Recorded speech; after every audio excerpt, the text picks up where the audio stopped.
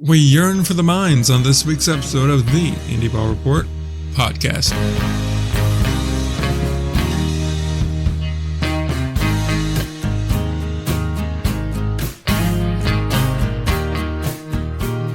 Back again for episode number 353 and a half of the Indie Ball Report podcast here, a show that got put into the dark because of thunderstorms, and that is why this is a half episode, guys. So me and Ryan still have to do the whole news portion of this podcast because, as you've probably seen on some of the socials, my power went out right as we started to record the beginning of this episode. So with the whole news bit and all of that, it's not done yet. Gonna get done. We'll put it up some point during the week. So there is that. Stay tuned for it. It will come out, but we do luckily have content for you to put up on this fine Saturday morning, and that is our interview with Miners General Manager Vin Sangemino. And you're going to hear that now as we're going to throw to it right here. So enjoy our interview with Vin.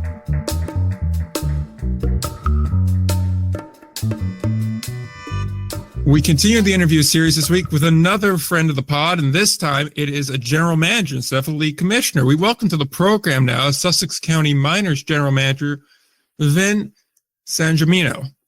Am I right? Am I wrong? How bad did I screw it up? Here we go. More wins than Ryan's got. Wow. I don't even know how to take that. This is actually the second podcast. Exactly. See, right. The first one's off the record and for the Patreon. Oh my God. The Patreon doesn't exist, but e-begging could be profitable for me. I don't know. Someday. Discussed. Someday, boys. You guys keep chugging along, and someday, I'm telling you. I know. See, it's really the 15th year where it really starts to come together. Right. So we're halfway home. So, oh God. So it was pretty decent overall, though. Talking the actual ball now, it was a pretty good year for you guys, all things considered. I can't complain, honestly. I think, all things considered, it was a 10th year anniversary, and I think everything kind of came together. We fell a little short, got hit with the injury bug quite a bit. Yeah. But as far as I look at it in two different lenses, right? How we're performing on the field, and also, how are we doing from the show? I call it the show, but just how was the experience? And we think we're sort of hit an inflection point, right? We broke a couple records. We broke the single game attendance record, and we're seeing attendance go up each year.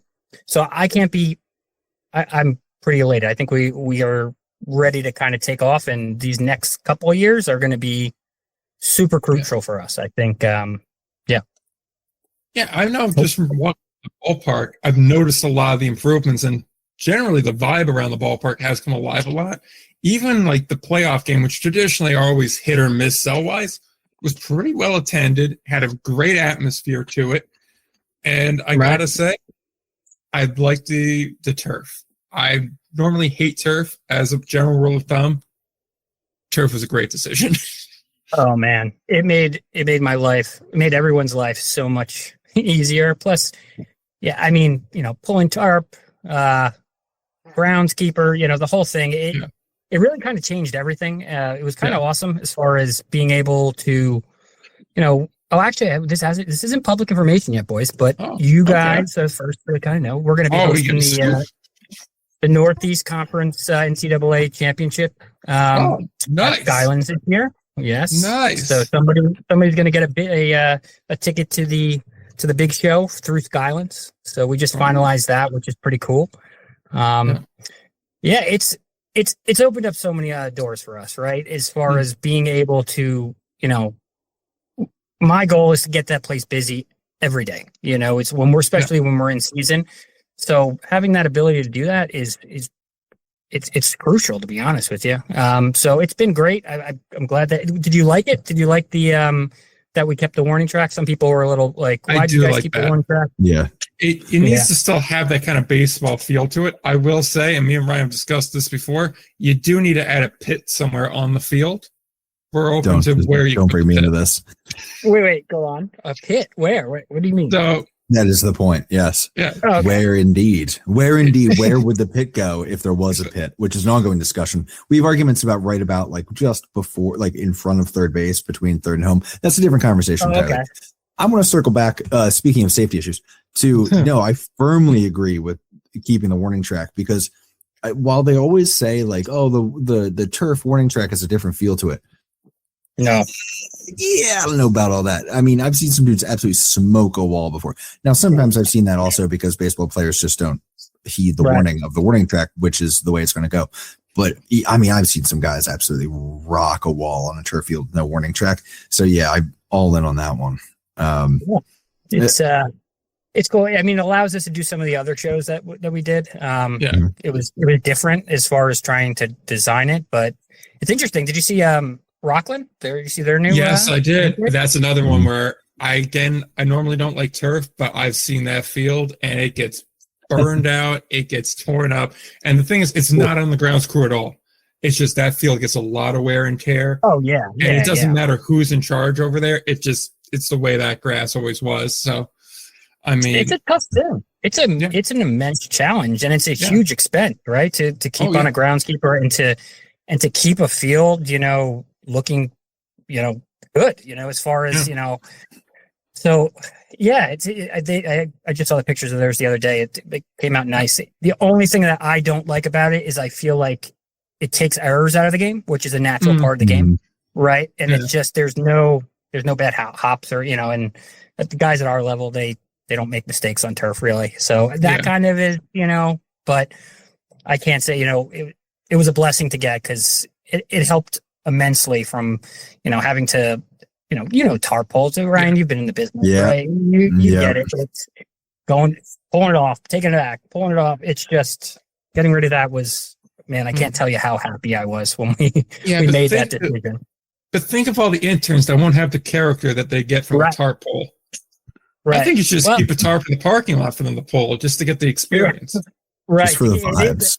It is a rite of passage, right? As far as I could tell you some funny tar pole stories, but yeah, it was great. It's one of the we've had a couple different improvements. I know I showed you when you were here, Nick, as far as the locker rooms. We redid those.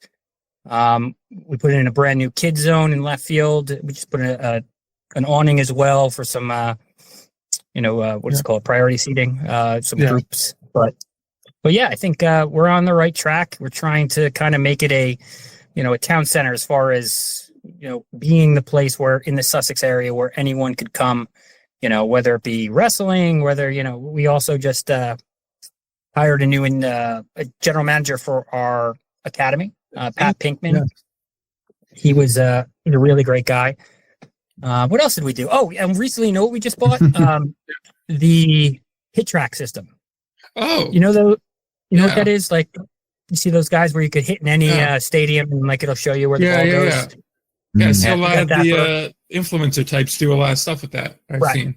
Oh, it's so cool. Yeah, it's so cool. You can just plug in any, and then you could put the power up. So, you're just hitting bombs at a Yankee Stadium if you would like to. But but it's all relative. Stadium, you don't need it for that.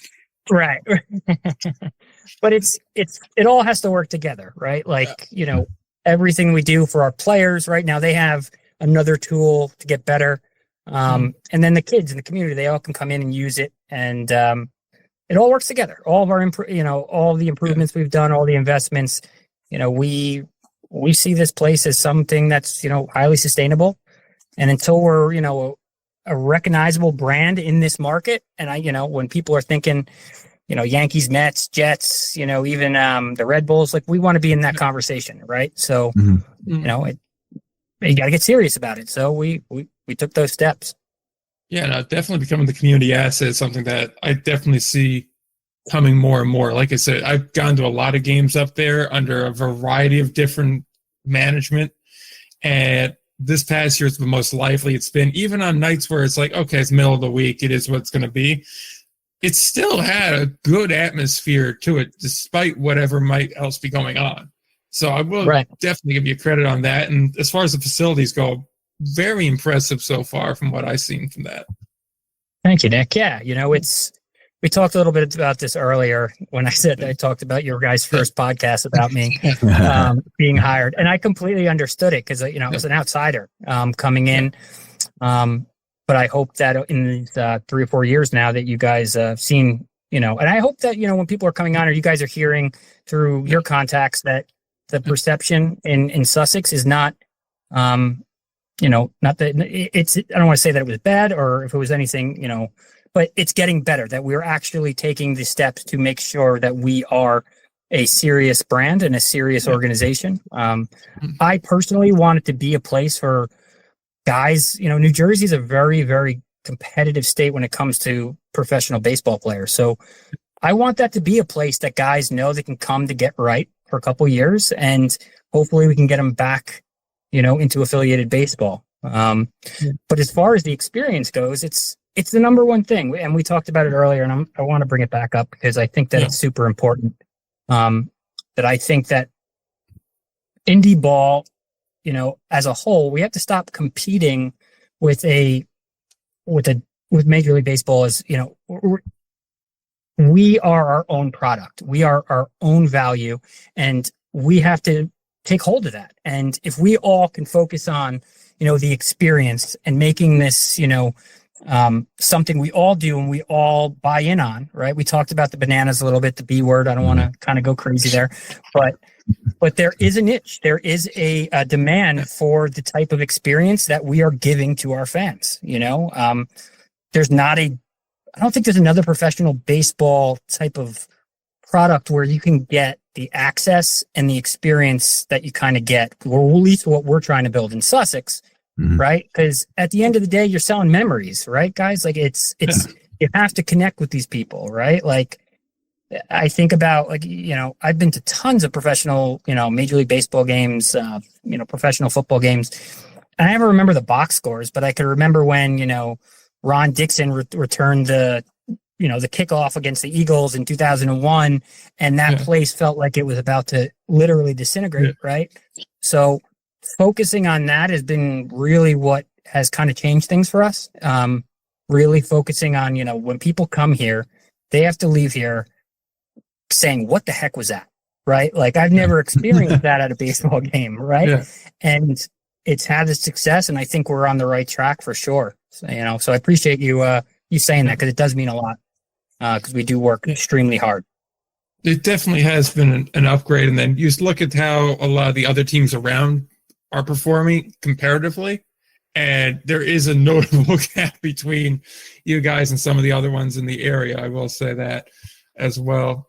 Although I will say the one thing that I have never seen anywhere else except for at Skylands was the way you guys light the fireworks, and it took Shep pointing it out to me. But I love that. You guys always bring this up because I love that. Sometimes they use the wands, right? Yeah. Sometimes they use the like they have a system where they. I don't understand those guys. It's absolutely nuts, but yeah, I know they walk around with the things, with the road flares. Those guys, God bless them. They do a very dangerous job. I thought you were going to say something else though. Like you said, you never saw at Skylands, which you don't see somewhere else, which is our tailgating, which happens at our games. Tailgating is another thing. I've seen it very sporadically with the boulders, very sporadically. Every once in a while, you'll see one or two. Skylands is different, where there's a good amount of people there that are all tailgating beforehand. Yeah. And it's like, it's starting to, it's growing. There's a whole culture behind it. And I think part of the reasoning there too is among all like the local teams, like MILB, independent, obviously MLB, you guys are one of the few with free parking and a large lot. So it makes it more conducive to that, to where, hey, we could take 2 or 3 spots. It's not that big of a deal because there's a bunch of parking and cornfields around us. Right. Which again, great Field of Dreams vibe. I think it's really one of the most unique stadiums that, I mean, at least I've ever been to, right? It's kind of just once you go, like when you drive up there for the first time, you're like, where the heck is this place? And then all of a sudden you make a left turn and it's there, and it is surrounded by cornfields. Yeah. And it's got this kind of mystique to it. And we embrace it. You know what I mean? That's who we are. We love it. And yeah, it's cool to see the fans. Each year it's gotten bigger and bigger. So I'm hoping that it continues to grow as far as the tailgating and people being excited about coming into our games, you know? Yeah, no. I also like the flaming globe at the end too. That's always cool. It's a vibe. Yeah. Right. Yeah. These are the things that you remember, right? Like, so that's, you know, it's being unique, it's being different and standing out. Like, right. It goes to the point you were saying earlier, where you can't be afraid of standing out. When you are essentially a small business that is in the entertainment industry, you got to do something to differentiate yourself from it. It can't just be like, yeah, it went there for a couple hours and it killed, 2-3 hours for the same cost of it, say, go to a movie for. You got to stand out and be like, hey, look, we're here, 50 dates a year. Come multiple times, you're going to see something different each time, but it's going to feel familiar. Right.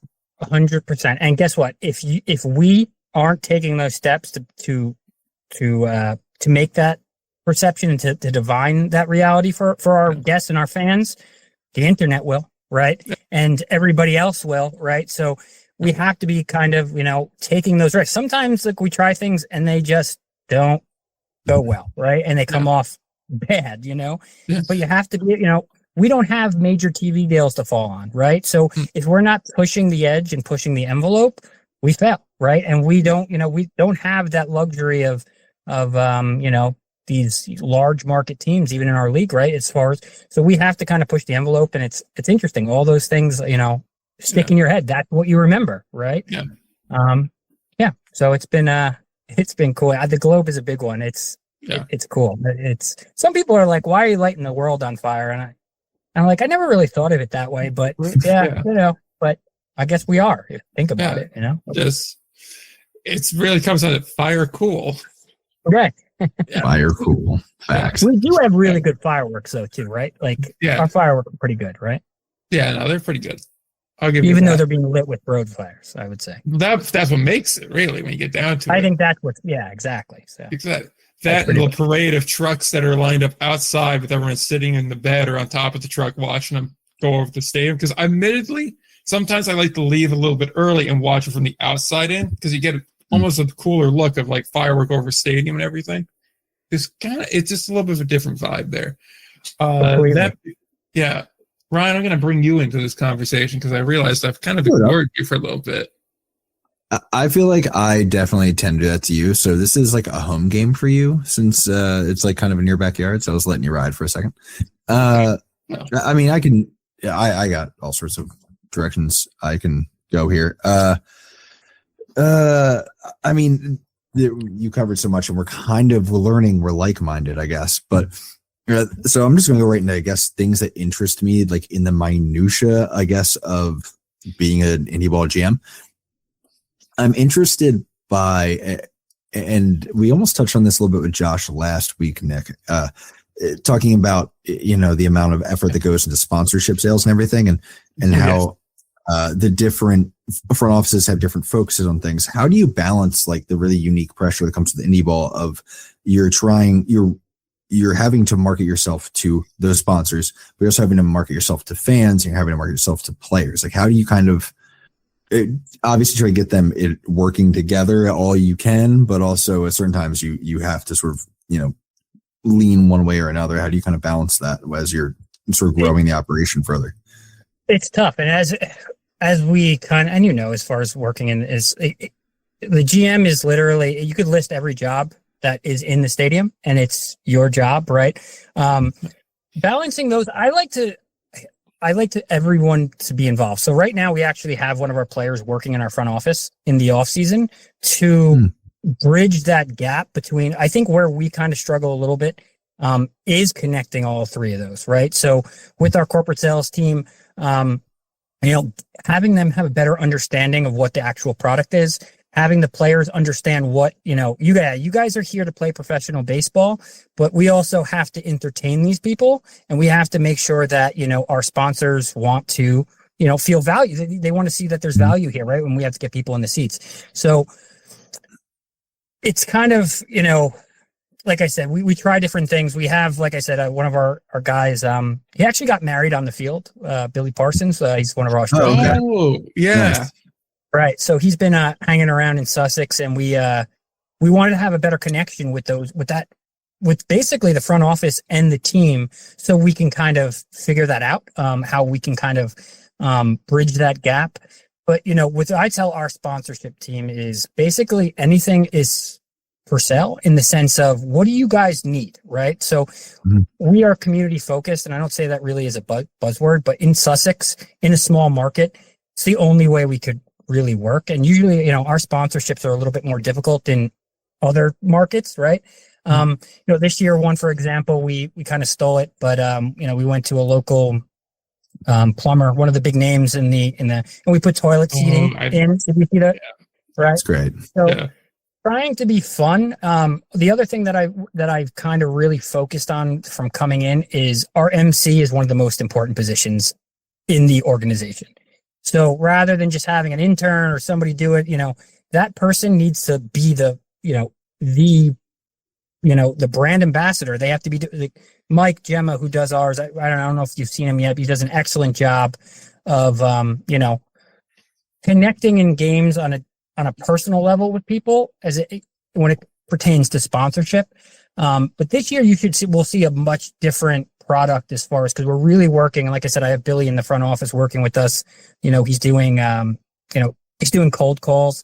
It's kind of like, you come see how we work. So and then we're going to ask you how you guys work in there and how we can work together to, kind of nail what you're talking about, is kind of having all the three of those things work together.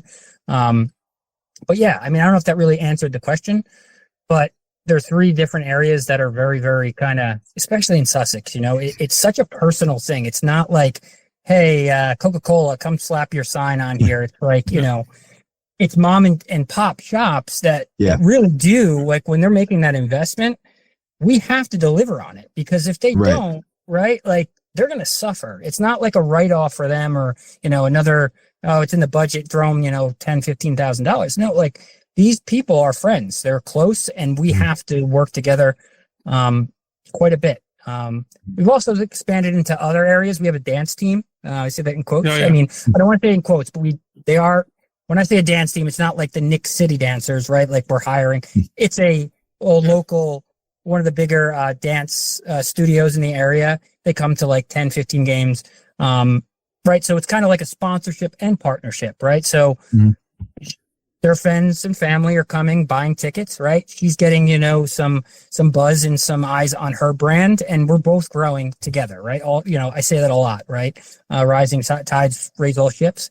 So yeah, it's, the other aspect is having fun with it and not being too serious, right? Like, people want to, like, the toilets are a great example. We want to be unique.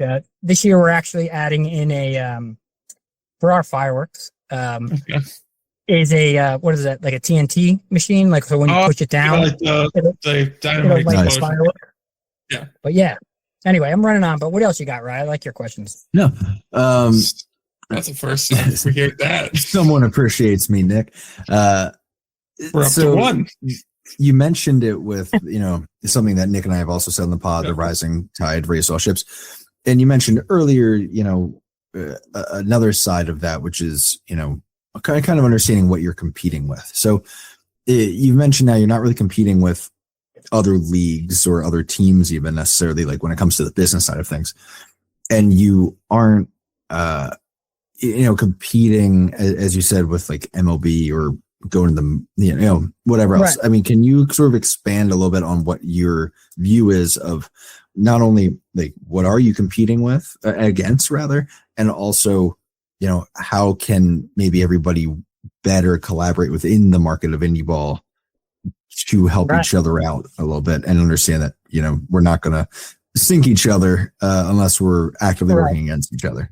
Right. So yeah, that's such a good question, because it's really interesting, and to me, it's like so obvious, and the pushback, and I kind of said it earlier, is kind of like when I bring this up in meetings, it's kind of like, old time baseball loyalists, or, I don't know what you would call it, but when you mention it, as far as the B word or bananas, as far as kind of saying that we have a unique product. We are not selling a cheaper version of some other product, right? So we're not a cheaper version of Major League Baseball, right? And I mentioned earlier too, as far as how much indie ball has changed in the last 25 years, right? When I was a kid growing up in Nutley, the North Bears were there. And it was a sort of a, I don't want to say sideshow, but it was kind of, you were going to see Jose Canseco play for a game when he was 40 years old, right? And Ricky Henderson and that kind of thing. Yeah. That is not what indie ball is. Right? Yes, right? Yeah. That's not what indie ball is anymore. It is super competitive now that Major League Baseball is cut down the roster size. And we have a unique product. And if we all got together and understood and looked at what the Savannah Bananas are doing, not what their product is, but what it's tapping into. It's tapping into people's emotions. It's tapping into people's feelings, which is ultimately what we're all selling. So just as we treat all of these rules, are we going to go to this base, or, what are the, what are we adding to the salary cap each year? We should be talking as a league. How can we capture what they're capturing, right? And if we package that all together as one league, and this was not a sub value or an inferior product to Major League Baseball. No, it's its own product. You're going to see the stars of tomorrow, right? But if we focused and had, we worked together and shared that, common, we bought into it, right? And packaged it out. I think that there's a huge opportunity within indie ball to kind of be that alternative for people. Cause, as we mentioned, like there are teams across the leagues, or at least in the Frontier League, for us, we're setting attendance records, right? We're breaking barriers. We're all rising. Let's not shy away from that. Let's all get together and let's figure out why this is working, and let's package it together and tell the world, right? I think that's sort of kind of where what you're kind of pushing on. But I just think it's such a big opportunity, and people, we're not competing with other products. It's like, people aren't deciding, I want to go see the better baseball. They're deciding what better experience, right? Like, what am I going to spend my time on? And nowadays, the press, the traditional press does not control the narratives anymore, right? The influencers do, right? People are on their phone nonstop getting, everything they need to know about everything. How do we capture their attention? That is who we are competing against. We're competing against people's time, their attention. Are we going to go stay in for dinner, or are we going to go have a good night out at the Miners game, right? Are we going to go to the movies tonight, or are we going to go to the Miners game? That's what we're trying to capture. So yeah, it's interesting to me that that within the, because when I'm not even kidding. When I say this, people kind of like, you want fans to catch the ball and they're being out. No, that's not what I want to do. I would like us to focus on, the stories of these players. I would like us to lift them up, prop them up, show them who they are. I would like them to interact with our fans. I would like them not to be, so guarded and so prestigious like you would at a Major League Baseball game, right? And I was saying to you earlier, right? It's, what are you going to remember when you leave the games? What are your core memories, right? We're selling memories and experiences. Like, that's what brings people back. And I don't think enough teams kind of, they're not even, it's not some, some regards, it's not even on their radar, but I just think that's where we're going. As, look what's happening with the Giants right now, right? As far as, talk about a super brand, when there's complete indifference. I grew up loving the Giants. That was my number one thing. And it's kind of, I don't even want to watch on Sundays anymore because I don't think they're doing a good enough job with connecting with me, right? And explaining why there's all these, issues going on. But anyway, I'm running on here, but I just think that I'm so passionate about that question because I really do see such an opportunity, and I want that stigma of indie ball to be dead. I just think it's not even. There's guys throwing 100 miles an hour in our league every night. Some of the best. We talked earlier. I think we set a record about putting players in Major League Baseball back in affiliated rosters. It's such an opportunity for everybody. And I'm just interested. It's kind of shocking to me that no one else sees that, but I don't know. Maybe I'm just a dreamer. Well, and I'm with you too. I mean, on a couple of things. I mean, there's definitely, we talked previously about private equity getting involved in indie ball. They wouldn't be doing that if they didn't see that there's an obvious value proposition here on a business side. And I think it's funny because some of the people I talk about the bananas a lot with people, and I was just having a conversation within the past couple of weeks with someone in one of the leagues, and I said it was very much, well, like a moment I brought it up. I was like, no. If you went to a game and you never looked at the field, you only looked at what was in the concourse, what was going on in the crowd, what you listened to, what it sounded like, what they were saying, what was going on outside the stadium before the game. If you followed them on social media, but never looked at any of the banana ball happening, you just looked at the profile pieces on players and things like that. Yep. I think there's a million things to take from it. So I agree completely there. I think though, the number one thing they're pushing really is, and almost driving home constantly, is the amount of value that comes with it. Like when you get, and part of it is because they're a wildly affordable ticket compared to like other major touring acts essentially. But, they really seem focused on ensuring that they are seen as a good value and getting people plenty for what they're paying. Right. But obviously it's really complicated because you have to be making a profit off what they're giving you while also making it feel like they're kind of making a profit off of what they gave you in experience. Right. Have there been some things that you've been able to start getting rolling that you think have kind of gotten, Sussex maybe into a new position when it comes to that kind of thing? I think, and then I'm kicking back to you. I'm warning you in advance because I got on a roll here. I'm not going to do this. I'm not going to put it all the way down the rabbit hole.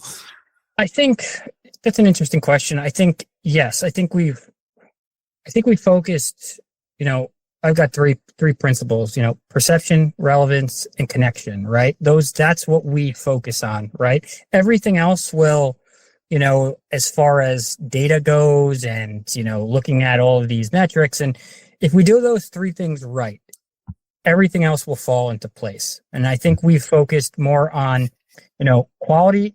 One is your team, right? And that goes from your front office team to your the clubhouse, right? Do we have the right people, right? That understand what we're trying to build? Are they doing things the right way, right? What is the perception of us in the community, right? So first starting with your people, right? That's been key.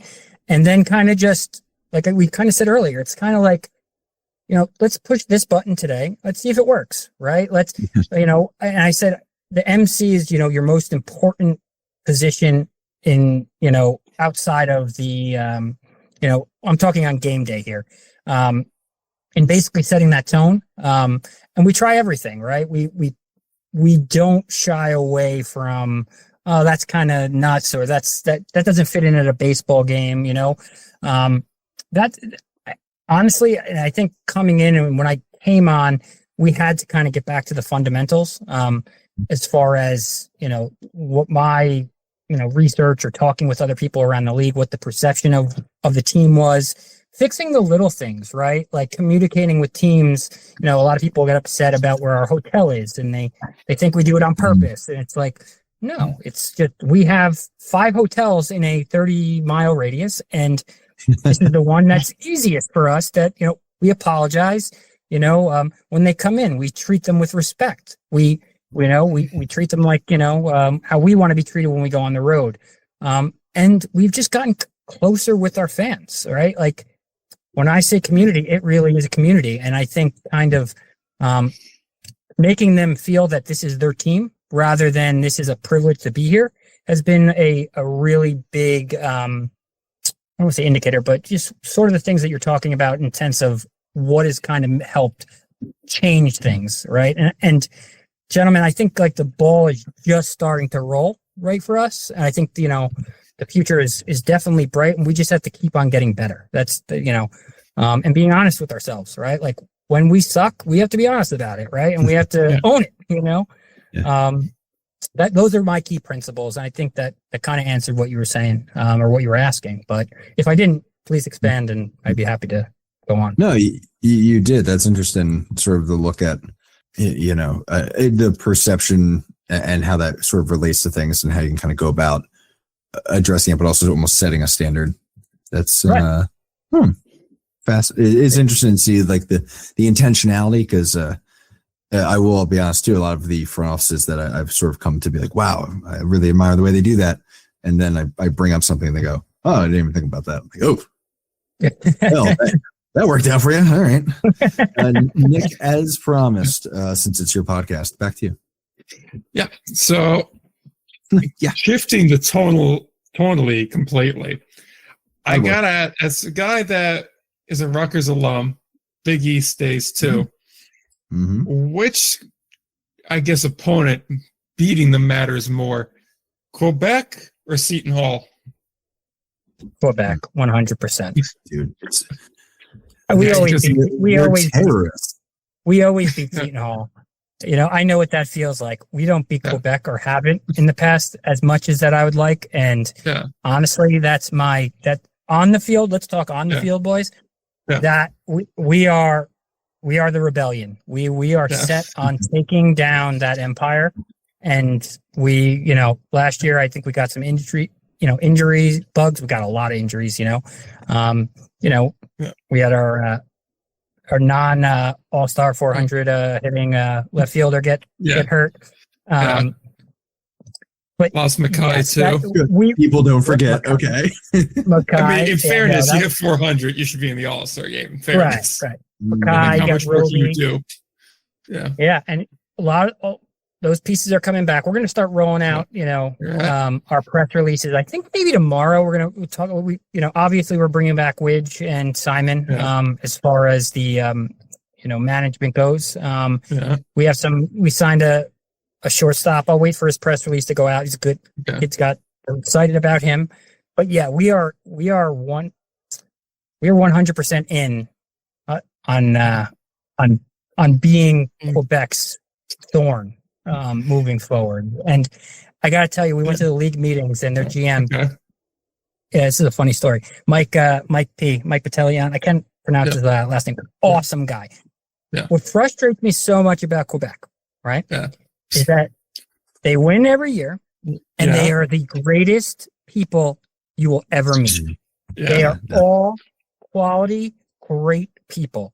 And Mike, we're getting on the, we're waiting for the elevator, right? At the league meetings to go up. Okay. And it comes, it goes ding, it opens. And Mike steps back and he goes, why don't you guys be first for once? And at that moment, Jesus. And it was in jest. It was in fun. But still. You had to be there, and we all laughed. But at that moment, I said, "Okay, boys, it's enough. We got to start making them." But no, that I want it to mean something, right? And being good doesn't, baseball is the anchor, but it's not the whole ship, right? In the sense of like. But it's also huge, right? So making sure that our players are, are going to, we're going to have a good product is super important to us. And we've made a point of that in the last few years. And I think we're in the right direction. But yeah, it's going to be a tough task. They're a great organization in and out. So I can't wait for the season because I think we're going to push them a little bit. We're certainly going to try. That's every organization always says the same thing about Quebec, where it's just like, I want us to be the ones to knock them off. And I feel like there's going to be about 16 really disappointed organizations when they're not the one to do it. Yeah. And it's you're 100% right. Because it's going to be part of it. Yeah. Because it's going to be part of you thinking like, I'm glad this is done, but you're like, I wanted to be the one to do this. Oh, yes. With a passion. It's like, that's how it is, like, but getting back to Seton Hall. Yeah. Sorry, but Pat Pinkman, like I said, our new general manager of our academy, he was a coach there. I always bust his chops about it, but it's, no, we beat them all the time. If you said maybe Notre Dame, that's a different one. They were all West Virginia. But it's fun though. I'm excited to have. People always complain, they do things the right way, and we're looking forward to kind of being that team. So we're going to push hard to do it. So that's for sure.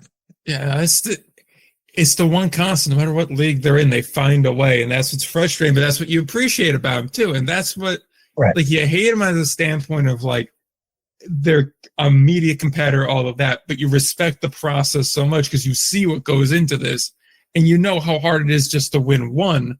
To continue to do it is something else. But the best tweet I saw, especially at the end of last year when they beat Schaumburg this year, was someone tweeting, I forget who, I'm getting real tired of respecting greatness. So true. It's like, I'm really tired of this. But, yeah, it is what it is, but I also think, everyone, the league, the other teams, we all have to make an effort to push them, and try to, knock them off their throne. They're doing what they're doing. And hey, it's up to us to change that. Right. So yeah, that's an interesting one, but yeah, that was a funny story when he said that. I'll never forget it. Yeah. It's a good one though. He got you good. But. It was well timed too. You guys go first for one. Thanks, Mike. Appreciate that. So Jeremy, you've mentioned some guys getting brought back. Obviously, it's option exception season, as Ryan pointed out today in his video, and I've been noticing everyone announcing that. We have any sort of mindset going into this year, building wise, or is there an area we're targeting more than less? We feel good about our core. Right. I mean, I was actually talking with Simon today about where we were at. We filled a big piece. Evan Berkey is a shortstop that we just signed. But you go around, you have Roby over at third base, who's he's gonna be back. He's gonna be back. D'Amato's back. He's gonna be playing second. First base is an interesting one. We have Guadalupe Abdel. He was really good for us last year. Then our outfield, we have Maciel in left. Dom Johnson in center.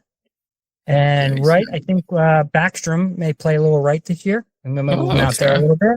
We'll see. But yeah, and now, Keenan O'Brien still, and he's so good behind the plate. He's a really good defensive catcher. We're confident with him behind there. So we're looking for like 2 or 3 pieces, kind of maybe another bat in the middle lineup for the DH, first base kind of deal. But we feel confident, if we stay healthy, we should compete. I will thank the league for changing the divisions and getting Quebec out of it. But so that's an easier task on us. But our division's still tough. Pitching wise, we have, I think we could add a couple guys there. I'm looking forward to see what we do there. But we have a good core. I think we're confident with what we got, with just adding 1 or 2 pieces to kind of, and then we got to stay healthy. That's the key. And I think that's for everybody, Oh yeah. I mean, that's always the key, is just being able to stay on the field.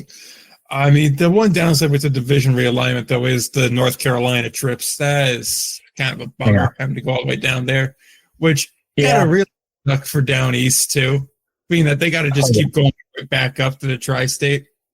Right.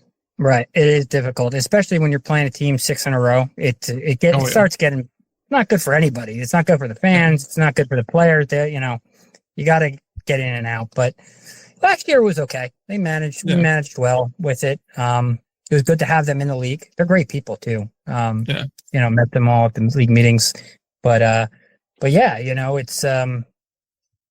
it's good to see the league growing and seeing all these different markets kind of coming in. I don't know what you guys think about that, but and from what I understand, this is something that's continuing, right? The interest is there with other markets as well. So it's great for us. It's great for the league.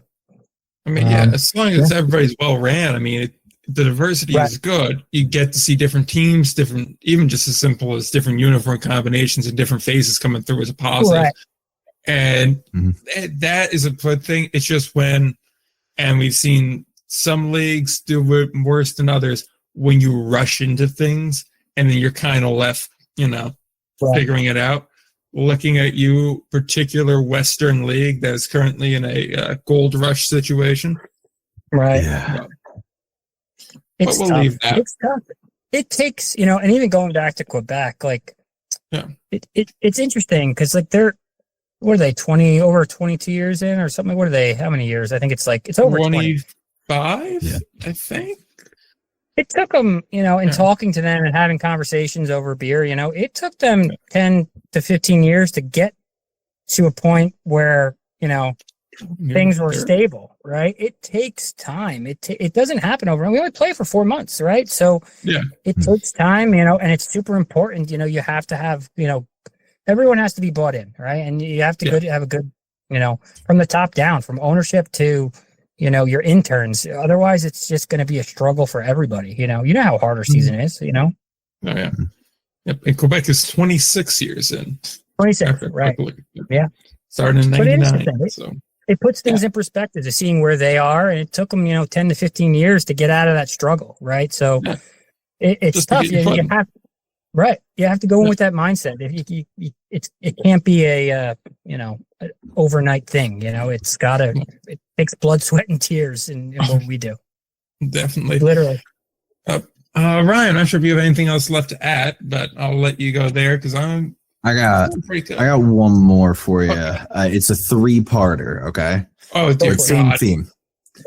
So I'm looking for what's your favorite promotion, and then what is your favorite promotion that just did not work for whatever reason, and what is a promotion that works really well and like you to this day maybe you're just like I don't get it, but people love it. My favorite promotion. Well. This is a tough one. So, I have one personal, like a lot of our promotions we do at Sussex have meaning in the sense that most of the time, 90% of the time, they're connected to some type of charity or somebody who's hurting. Cool. So when I came on, I have one of my roommates actually at Rutgers.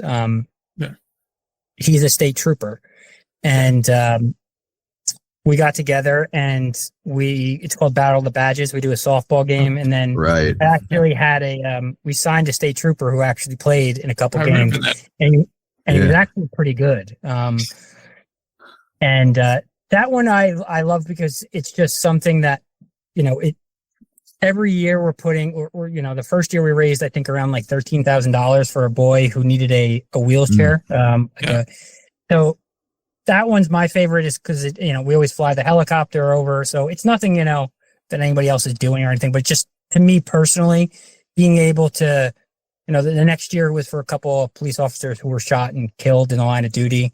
And then this past year we had a local, her father, the husband was a state trooper. The wife was a 911 operator for Sussex County. And she got cancer and passed away within 3 months and left a 2-year-old and I think like a toddler, or no, maybe it was a little older. I forget the ages, but they were kids. They were babies.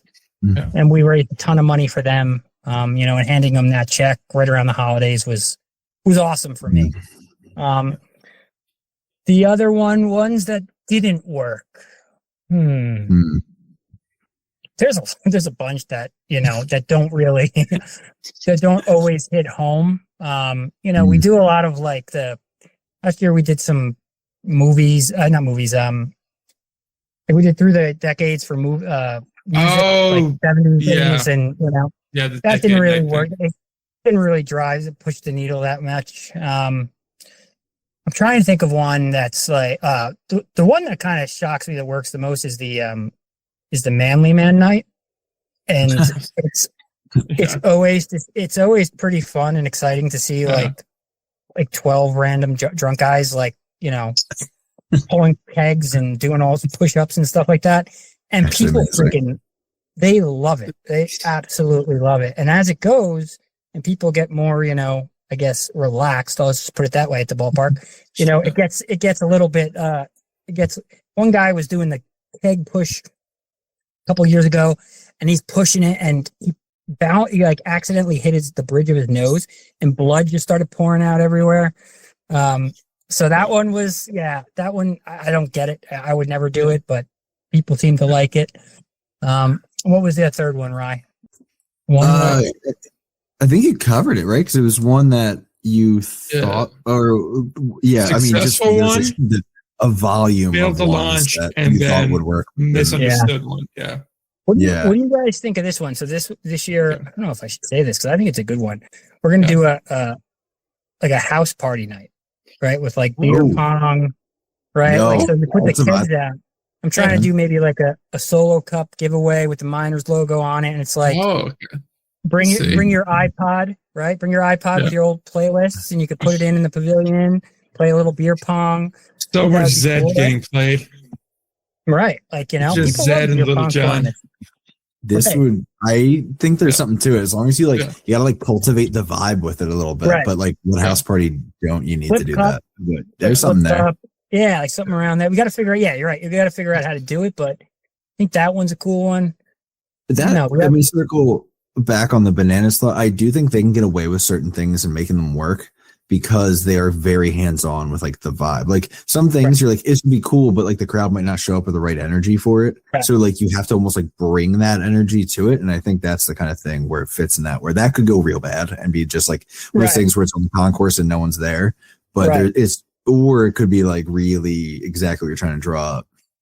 Right. Like the younger crowd, like that's, people who are in their 40s who like when they were younger, like they just went to house parties, right? Yeah. Like somebody got a keg and you just like got a cup and everyone's, play. That I think could definitely work. This year we're going to put a stage out front and kind of do like a college game day. So with our MC up there, so when people are coming in, we're going to grab people like, come up here, like hang out, talk, and like, kind of make it like a, kind of like a spectacle. The other one, what did we do this year? We also partnered with Giants Nation, which is a big football podcast.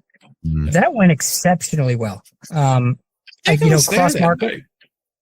You may have been. Yeah, they had the podcast on the field. That was cool. Yeah. And it was actually, as far as marketing goes, that was worth it. Was that that was during the state fair, right? And it doubled up with another theme night. I think so, yeah. Yeah. It was, I don't know. We kind of did Giants Nation night. I don't know. It was you have your I thought it was a 1-2. Yeah. I remember I was there. Remember.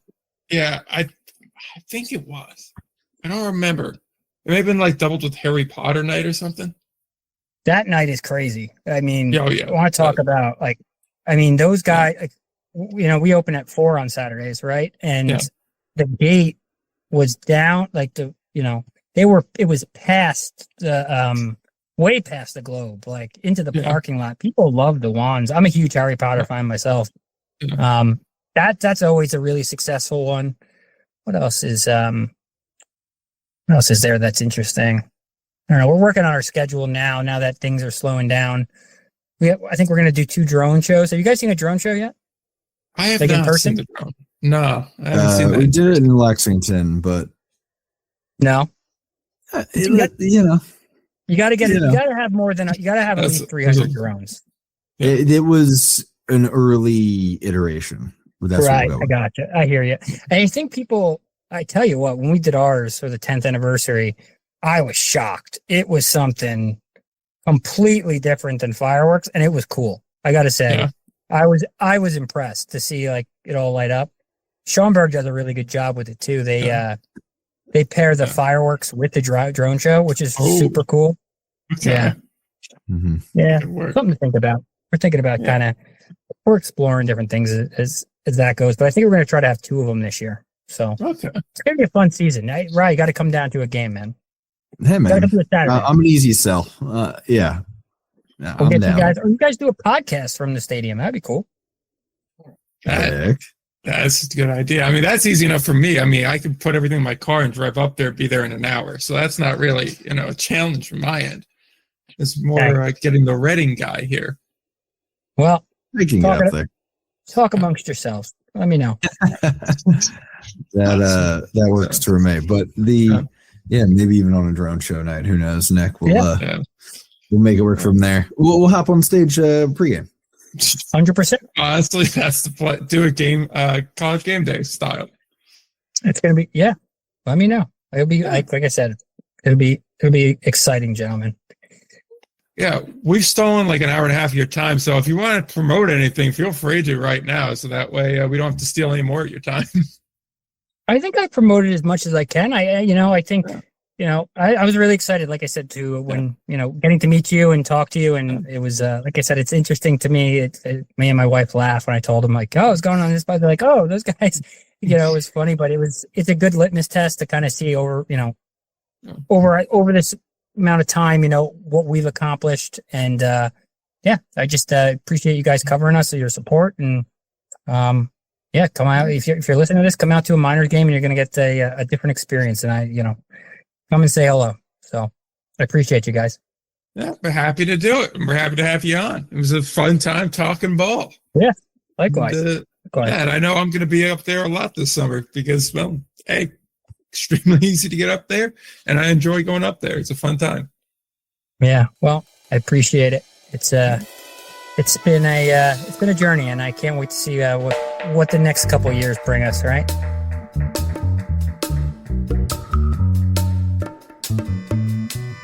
Once again, just want to thank Vin for hopping on the program with us. It was a great guest to have on. We really enjoyed talking to him. There's a lot of similar views on minor league ball and independent ball as a whole that we share, and I think it comes across a lot in that interview. And we'll get into a little bit more of a back and forth discussion on it when Ryan rejoins us and when we do the news portion of this week's show. However, that's going to wait for a little bit later on in the week. I'm just thankful we had something to put up here because, as I mentioned, about an hour back now, the power was not cooperating this week. So, yes, we'll leave it off with some plugs and then we'll let you get out of here to enjoy your holiday week. If you want to find Ryan's stuff, that is all Indie Ball Nation, Twitter, Instagram, YouTube, podcast platforms as well. Take a look for that. And he's been putting up more stuff as of recent here. Goes a little bit more in depth in some things than I may. So definitely worth looking at. And if you want to find my stuff, you can do so. Indie Ball Report everywhere except for Twitter, which is at Indie Ball Pod. So take a look for all of that. And on any of our socials, you can go ahead and send us questions for the Q&A. Try to get those in by, I'd say, end of day Monday for a comprehensive answer. However, we'll take them right up to when we record, which will probably be sometime either Thursday, Friday, right towards the end of the week here. Depends on what our holiday plans all look like. But get the questions in, and we will answer them. Is the Q&A show next week, one that everyone likes listening to, everyone loves doing, and it only goes as long as you want it, as it goes until we are out of questions. So I'll look forward to that. We'll have an interview the week after, but until then, don't forget to play ball.